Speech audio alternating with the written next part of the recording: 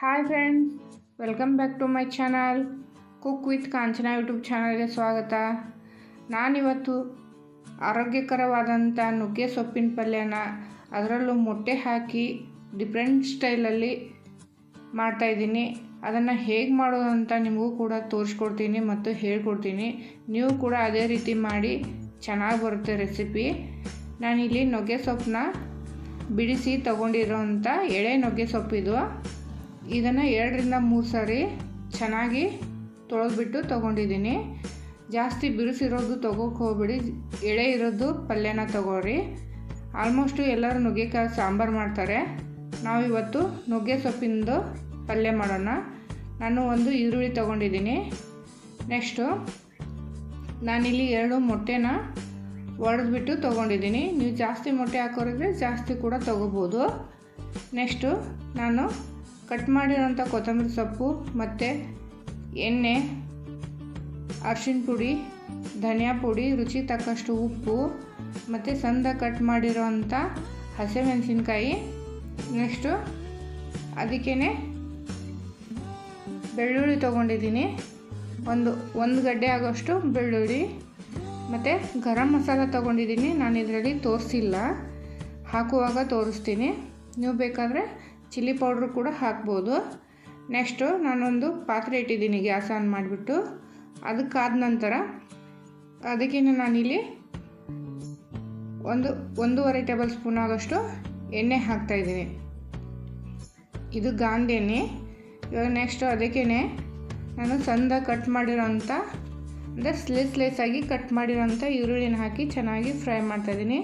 ಸ್ವಲ್ಪ ಕಂದು ಬಣ್ಣ ಬರಬೇಕು, ಅಲ್ಲಿವರೆಗೂ ಚೆನ್ನಾಗಿ ಫ್ರೈ ಮಾಡ್ಕೋಬೇಕು. ಸ್ವಲ್ಪ ಈರುಳ್ಳಿದು ಹಸಿ ವಾಸನೆ ಹೋಗಬೇಕು, ಅಲ್ಲಿವರೆಗೂ ಫ್ರೈ ಮಾಡ್ಕೊಳ್ಳಿ. ನೆಕ್ಸ್ಟು ನಾನಿಲ್ಲಿ ಬೆಳ್ಳುಳ್ಳಿ ಹಾಕ್ತಾಯಿದ್ದೀನಿ. ಬೆಳ್ಳುಳ್ಳಿನ ಸ್ವಲ್ಪ ಜಜ್ಜಿಬಿಟ್ಟು ಹಾಕ್ತಾಯಿದ್ದೀನಿ. ನೀವು ಬೇಕಾದರೆ ಸಣ್ಣದಾಗಿ ಕಟ್ ಮಾಡಿ ಕೂಡ ಹಾಕ್ಬೋದು. ನೆಕ್ಸ್ಟು ಅದಕ್ಕೇ ನಾನಿಲ್ಲಿ ಹಸಿಮೆಣ್ಸಿನ್ಕಾಯಿ ಹಾಕ್ತಾಯಿದ್ದೀನಿ. 4 ಹಸಿಮೆಣ್ಸಿನ್ಕಾಯಿನ ಈ ಕಡೆ ದೊಡ್ಡ ಸೈಜಲ್ಲೂ ಇಲ್ಲ, ಈ ಕಡೆ ಚಿಕ್ಕ ಸೈಜಲ್ಲೂ ಇಲ್ಲ, ಮೀಡಿಯಮ್ ಸೈಜಲ್ಲೇ ಕಟ್ ಮಾಡಿ ಹಾಕಿ ಚೆನ್ನಾಗಿ ಫ್ರೈ ಮಾಡ್ತಾಯಿದ್ದೀನಿ. ಹಸಿಮೆಣ್ಸಿನ್ಕಾಯ್ದು ಖಾರ ಬಿಡೋವರೆಗೂ ಸ್ವಲ್ಪ ಫ್ರೈ ಮಾಡ್ಕೋಬೇಕು ಚೆನ್ನಾಗಿ.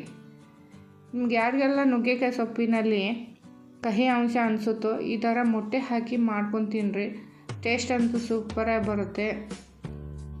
ಅದರಲ್ಲೂ ಇದು ಕಾಂಬಿನೇಷನು ಚಪಾತಿ ಜೊತೆ, ಪೂರಿ ಜೊತೆ ಅಥವಾ ಸೈಡ್ ಡಿಶಾಗೂ ಕೂಡ ತಿನ್ಬೋದು.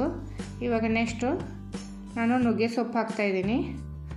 ಆಲ್ಮೋಸ್ಟ್ ಎಲ್ಲರ ಮನೆಯಲ್ಲಿ ನುಗ್ಗೆಕಾಯಿ ಸೀಸನ್ ಬಂದರೆ ನುಗ್ಗೆಕಾಯಿ ಸಾಂಬಾರು, ನುಗ್ಗೆಕಾಯಿ ಫ್ರೈ, ನುಗ್ಗೆಕಾಯಿಂದ ಡಿಫ್ರೆಂಟಾಗಿ ಅಡುಗೆಗಳನ್ನ ಮಾಡ್ತಾರೆ. ಈ ಥರ ಸೊಪ್ಪಿಂದ ಅಡುಗೆ ಮಾಡೋದು ಕಮ್ಮಿ. ನಾನಿವತ್ತು ಸೊಪ್ಪಿಂದ ಪಲ್ಯ ಹೇಗೆ ಮಾಡೋದು ಅಂತ ತೋರಿಸ್ಕೊಡ್ತಾಯಿದ್ದೀನಿ. ಅದರಲ್ಲೂ ರೊಟ್ಟಿ ಜೊತೆ ಅಂತೂ ಸೂಪರಾಗಿ ಸಖತ್ ಟೇಸ್ಟಿಯಾಗಿರುವಂಥ ರೆಸಿಪಿಯಾಗಿದೆ ಇದು. ಇದನ್ನು ಸ್ವಲ್ಪ ಚೆನ್ನಾಗಿ ಬಾಡಿಸ್ಕೊಂಡ್ಮೇಲೆ ಇದಕ್ಕೆ ರುಚಿಗೆ ತಕ್ಕಷ್ಟು ಉಪ್ಪು ಹಾಕ್ತಾಯಿದ್ದೀನಿ. ನಾನಿಲ್ಲಿ 1 ಟೇಬಲ್ ಸ್ಪೂನ್ ಆಗೋಷ್ಟು ಉಪ್ಪು ಹಾಕ್ತಾಯಿದ್ದೀನಿ. ಆಮೇಲೆ ರುಚಿ ನೋಡಿಕೊಂಡು ಮತ್ತೆ ಕೂಡ ಹಾಕೋಬೋದು. ನೀವು ಎಷ್ಟು ಕ್ವಾಂಟಿಟಿ ಮಾಡ್ತಾ ಇರ್ತೀರೋ ಅದ್ರ ತಕ್ಕಂಗೆ ಹಾಕಿ. ಇವಾಗ ಎಲ್ಲನೂ ಚೆನ್ನಾಗಿ ಸ್ವಲ್ಪ ಸೊಪ್ಪು ಬಾಡೋವರೆಗೂ ಫ್ರೈ ಮಾಡ್ಕೋಬೇಕು. ಇದಕ್ಕೆ ನೀರದು ಏನು ಹಾಕೋಂಗಿಲ್ಲ, ಹಾಗೆ ಎಣ್ಣೆಲೇ ಫ್ರೈ ಮಾಡ್ಕೋಬೇಕು ಚೆನ್ನಾಗಿ. ನೋಡಿ, ನಾವು ಎಷ್ಟೊಂದು ಸೊಪ್ಪು ಹಾಕಿದ್ದೀವಲ್ಲ, 1 ಕಟ್ ಸೊಪ್ಪಲ್ಲಿ 1/4 ಕಟ್ಟು ಸೊಪ್ಪು ಆಗಿದೆ. ಇವಾಗ ನೆಕ್ಸ್ಟ್ ಅದಕ್ಕೇ 2 ಮೊಟ್ಟೆನ ಒಡೆದು ಹಾಕ್ತಾಯಿದ್ದೀನಿ. ಈ ಮೊಟ್ಟೆಗೆ ಸ್ವಲ್ಪ ಅರಿಶಿನ ಪುಡಿ ಹಾಕ್ತಾಯಿದ್ದೀನಿ. ಗ್ಯಾಸು ಲೋ ಫ್ಲೇಮಲ್ಲಿ ಇರಲಿ, ಜಾಸ್ತಿ ಉರಿಯಲ್ಲಿ ಇಡೋಕ್ಕೆ ಹೋಗಬೇಡಿ. ಮೊಟ್ಟೆ ಹಾಕಿದ ಮೇಲೆ ಸೀದು ಹೋಗುತ್ತೆ ಮೊಟ್ಟೆ. ಇವಾಗ ನೆಕ್ಸ್ಟು ಅದಕ್ಕೇ ಸ್ವಲ್ಪ ಮೊಟ್ಟೆಗೆ ಸ್ವಲ್ಪ ಉಪ್ಪು ಹಾಕ್ತಾಯಿದ್ದೀನಿ. ಇವಾಗ ಎಲ್ಲನೂ ಸ್ವಲ್ಪ ಸಣ್ಣ ಉರಿಲೇನೆ ಮೊಟ್ಟೆನ ಈ ಥರ ಫ್ರೈ ಮಾಡ್ಕೋಬೇಕು. ನೋಡಿ ಎಷ್ಟು ಚೆನ್ನಾಗಿ ಬಂದಿದೆ. ಈ ಥರ ಮಾಡ್ಕೊಂಡು ತಿಂದರೆ ನುಗ್ಗೆಕಾಯಿ ಸೊಪ್ಪಲ್ಲಿ ಕಹಿ ಇದೆ ಅಂತಲೇ ಅನ್ಸಂಗಿಲ್ಲ, ಅಷ್ಟೊಂದು ಸಖತ್ತಾಗಿ ಬರುತ್ತೆ. ಇದಕ್ಕೇ ನಾನು ಸ್ವಲ್ಪ ಗರಂ ಮಸಾಲ ಹಾಕ್ತಾಯಿದ್ದೀನಿ ಮತ್ತು ಧನಿಯಾ ಪುಡಿನೂ ಹಾಕ್ತಾಯಿದ್ದೀನಿ. ಇವಾಗ ಎರಡೂ ಹಾಕಿ ಈ ಥರ ಸ್ವಲ್ಪ ಮಿಕ್ಸ್ ಮಾಡಬೇಕು, ಅಂದರೆ ಚೆನ್ನಾಗಿ ಹುರಿಬೇಕು. ಗ್ಯಾಸು ಲೋ ಫ್ಲೇಮಲ್ಲೇ ಇರಲಿ, ಜಾಸ್ತಿ ಉರಿಯಲ್ಲಿ ಇಟ್ಕೊಳಕ್ಕೆ ಹೋಗಬೇಡಿ.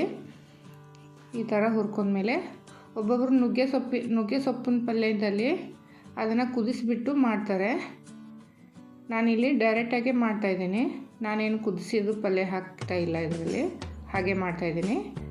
ಇವಾಗ ನೆಕ್ಸ್ಟು ಅದಕ್ಕೇ ಕೊನೆಯದಾಗಿ ಸ್ವಲ್ಪ ಕೊತ್ತಂಬರಿ ಸೊಪ್ಪು ಹಾಕಿ ಅದನ್ನು ಕೂಡ ಸ್ವಲ್ಪ ಬಾಡಿಸ್ಕೊಂಡ್ರೆ ನೋಡಿ ಎಷ್ಟು ಚೆನ್ನಾಗಿ ಎಗ್ ಬುರ್ಜಿ ಮಾಡ್ದಂಗೆ ಆಗುತ್ತೆ.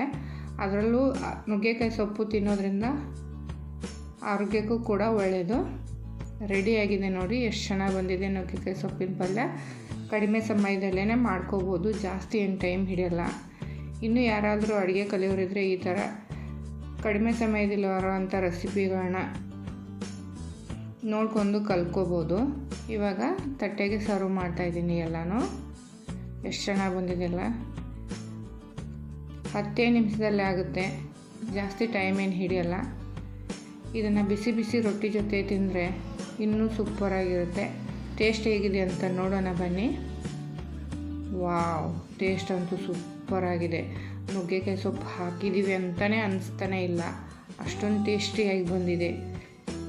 ನಿಮಗೂ ಕೂಡ ಈ ರೆಸಿಪಿ ಇಷ್ಟ ಆಗಿದರೆ ನೀವು ಕೂಡ ಮನೆಯಲ್ಲಿ ಒಮ್ಮೆ ಟ್ರೈ ಮಾಡಿ, ಹೇಗಿದೆ ಅಂತ ಕಮೆಂಟ್ ಬಾಕ್ಸಲ್ಲಿ ಕಮೆಂಟ್ ಹಾಕಿ. Thank you so much, all of you.